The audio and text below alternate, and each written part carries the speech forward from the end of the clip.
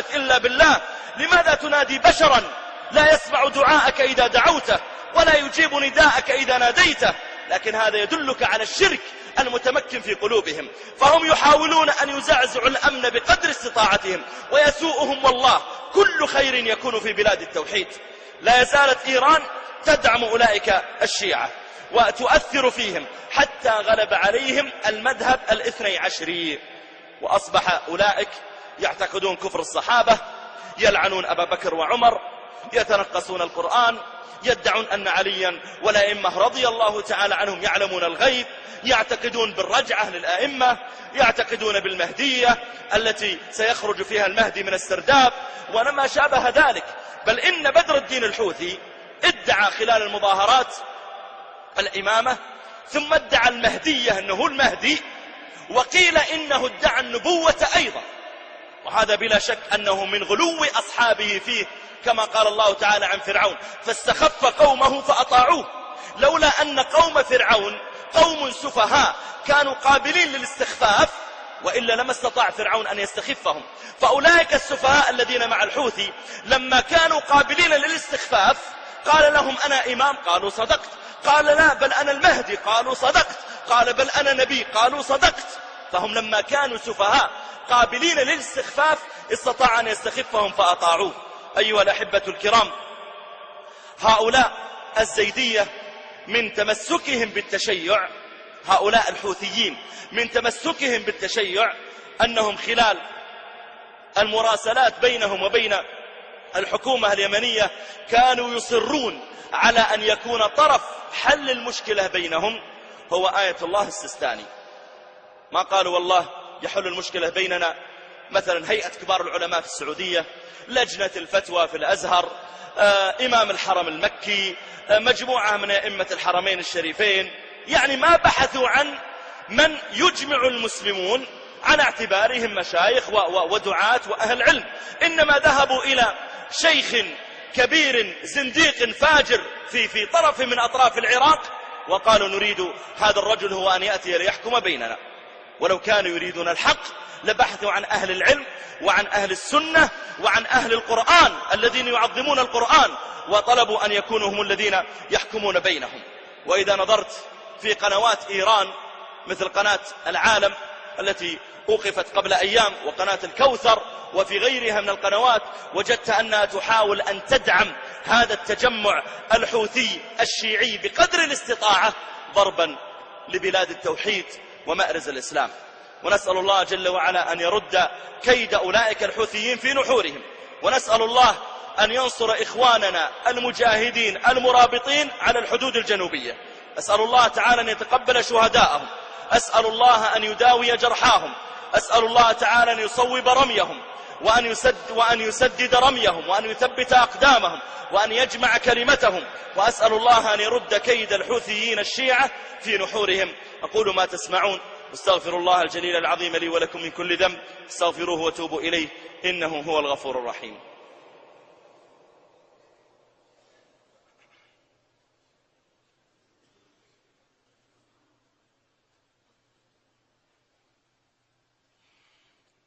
الحمد لله على إحسانه، والشكر له على توفيقه وامتنانه، وأشهد أن لا إله إلا الله وحده لا شريك له تعظيما لشانه، وأشهد أن محمدا عبده ورسوله الداعي إلى رضوانه، صلى الله وسلم وبارك عليه وعلى آله وإخوانه وخلانه ومن سار على نهجه واقتفى أثره واستنى سنته إلى يوم الدين. أما بعد، أيها الإخوة الكرام، هذه وصية إلينا جميعا عامة، وهي وصية إلى إخواننا المرابطين المجاهدين في الجنوب الذين يقاتلون أولئك الشيعة الحوثيين. أيها الأحبة الكرام، إن الحفاظ على بلاد الحرمين الشريفين هو حفاظ على بلاد توحيد وسنة، هو حفاظ على قبلة المسلمين، هو حفاظ على أمن الحجاج والمعتمرين، هو حفاظ على دعوة التوحيد. فإنك تطوف في أرجائها فلا ترى صليبا معلق، ولا ترى كنيسة تضرب بنواقيسها، ولا ترى تماثيل معلقة جهارا نهارا، ولا ترى أضرحة على القبور. ولو وجد شيء من الأضرحة لسارعت الأجهزة الأمنية قبل الشرعية لأجل هدمها والقضاء عليها. ولا ترى شركا عند هذه القبور. بينما تذهب إلى عدد من بلدان المسلمين المتفرقة فترى الكنائس، وربما رأيت الصلبان، وربما رأيت أنواع التبرج.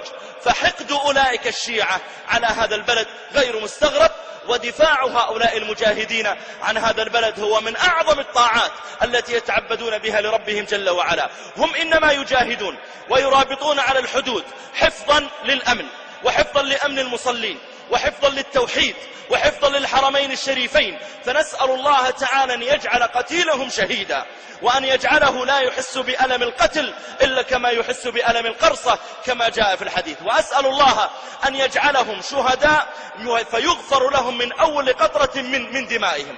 وأسأل الله أن يأتي بشهدائنا هؤلاء يوم القيامة وجروحهم تثعب دما، اللون لون الدم والريح ريح المسك. وأقول لأولئك المجاهدين المرابطين على الحدود: أبشروا، فإن رباط ساعة في سبيل الله خير من قيام وصيام شهر كامل.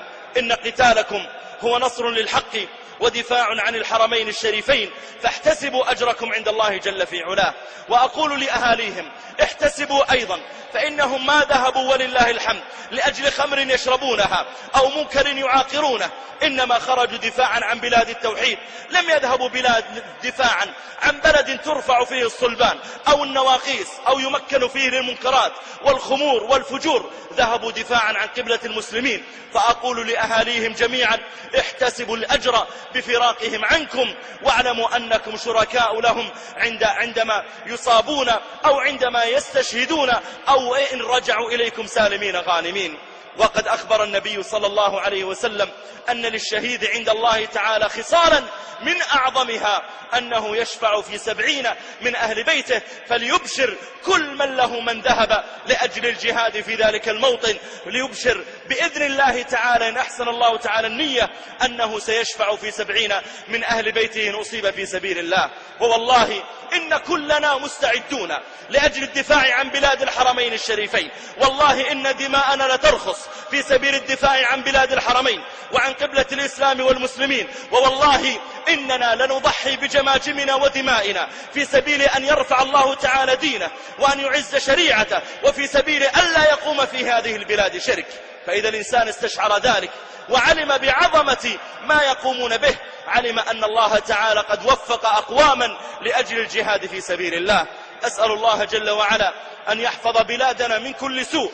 اللهم إنا نسألك أن تحفظ بلادنا من إفساد المفسدين، اللهم واحفظها من كيد الحوثيين ومن كيد الرافضة والمتشيعين يا قوي يا عزيز. اللهم انصر المجاهدين في كل مكان، اللهم انصر المجاهدين في كل مكان. اللهم كن لهم ولا تكن عليهم، وانصرهم على من بغى عليهم. اللهم اجمع كلمتهم، اللهم سدد رميهم، اللهم ثبت أقدامهم. اللهم انصرهم على الحوثيين الشيعة يا قوي يا عزيز. اللهم أمددهم بجند من عندك يا ذا الجلال والإكرام. اللهم من أرادنا أو أراد بلادنا أو أراد شيئا من بلدان المسلمين بسوء فرد كيده في نحره واجعل تدبيره تدميرا عليه يا قوي يا عزيز. اللهم احفظ بلادنا وجميع بلدان المسلمين من إفساد المفسدين وحسد الحاسدين وكيد الكائدين يا رب العالمين. اللهم وفق ولي أمرنا لما تحب وترضى، اللهم خذ بناصيته للبر والتقوى، اللهم وفقه لهداك واجعل عمله في رضاك، وسائر ولاة أمور المسلمين في كل أرض من أرضك يا ذا الجلال والإكرام. اللهم صل على محمد وعلى آل محمد كما صليت على إبراهيم وعلى آل إبراهيم، وبارك على محمد وعلى آل محمد كما باركت على إبراهيم وعلى آل إبراهيم إنك حميد مجيد.